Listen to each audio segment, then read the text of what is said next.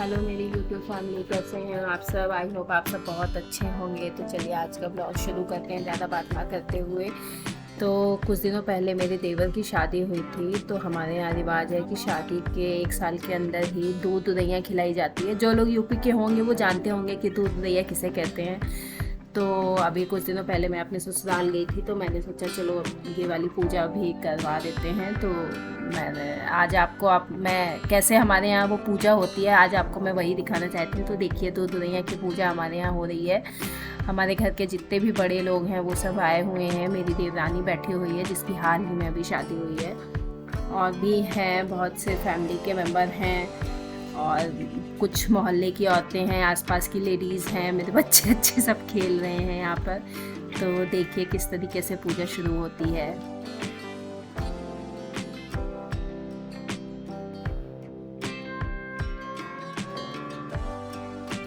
तो सोच रहे हैं देखिए यहाँ पे पंडित वंडित तो नहीं है, तो किस तरीके से पूजा होगी। तो ये मैं आपको बता दूँ, या इस पूजा में किसी भी पंडित की ज़रूरत नहीं होती है। ये पूजा हमारे घर की लेडी से ही मिलती करती हैं। ये मेरी ताई जी हैं, मतलब ताई सास है हमारी।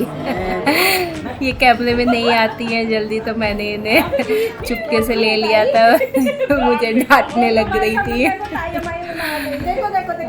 तो हम लोग बस हंसी मजाक कर रहे थे। बहुत टाइम के बाद सब लोग इकट्ठे हुए थे, तो हम लोग खूब हंसी मजाक भी कर रहे थे। तो देखिए पूजा शुरू हो चुकी है। इस पूजा में हमारे घर की जो बड़ी होती हैं, सबसे बड़ी, वो सारा विधि बताती हैं, वही करती हैं। तो इसमें ज़्यादा कुछ ज़रूरत नहीं पड़ती है। लैया, गुड़, चना, मिठाई की ज़रूरत पड़ती है, और थोड़ा सा पान वगैरह की ज़रूरत पड़ती है। तो वही सब चीज़ें रखी गई हैं इस पर। ये जो घर की सबसे बड़ी सास होती है ना, वही पूजा करवाती हैं। तो जो रेड कलर में साड़ी पहन के बैठी हुई है वो हमारी बड़ी सास हैं। सबसे बड़ी सास हैं, तो वही पूजा करवा रही थी। उन्होंने ये सब बताया कि इस तरीके से होगी पूजा। एक्चुअली मेरी अपनी सास नहीं है, वो 1 साल पहले उनका देहांत हो चुका है। तो जो यही है घर की सबसे बड़ी सास, तो इन्हीं को हम लोग हर चीज़ में पूछते हैं, बुलाते हैं। इन्होंने ही हमारे देवर की शादी भी करवाई थी, तो यही पूजा करवा रही थी। तो बहुत ज़्यादा इस पूजा में वो नहीं होता है कि बहुत टिप्टम होता है। बस आपको मतलब 8 लेडीज़ें चाहिए होती हैं, मैरिड 8 वुमेन चाहिए होती हैं। तो आप लोग सोच रहे होंगे कि मैं पूजा में क्यों नहीं बैठी। अगर मैं पूजा में बैठ जाती तो बाकी के काम कैसे होते, और भी बहुत काम देखने पड़ते हैं कि कुछ चाहिए पूजा के लिए। तो इसलिए जिसको बैठना ज़रूरी था, मेरी देवरानी को बैठना ज़रूरी था, तो वो बैठ गई थी। बाकी मैं घर के सारे काम देख रही थी। तो वही देखिए आप पूजा कैसे हो रही है। इसमें ज़्यादा कुछ नहीं होता है, बस इसी तरीके से पूजा होती है, कहानी सुनाई जाती है, उसके बाद बस फटाफट पूजा संपन्न हो जाती है।